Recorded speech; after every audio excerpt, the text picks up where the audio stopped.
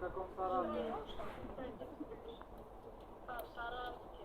Ну, я в школе не росла. Ты же сегодня выходная должна была. Почему? Завтра выходная. Я 5 дней работаю, а потом уже распределю. Ладно, давай, не отвлекай от работы. А? Ну, давай. Долго, что ли, стояла? Полчаса. Надо уже начинать разговаривать. Ну, давай, мам. Ну, давайте гуляйте. Надо уже начинать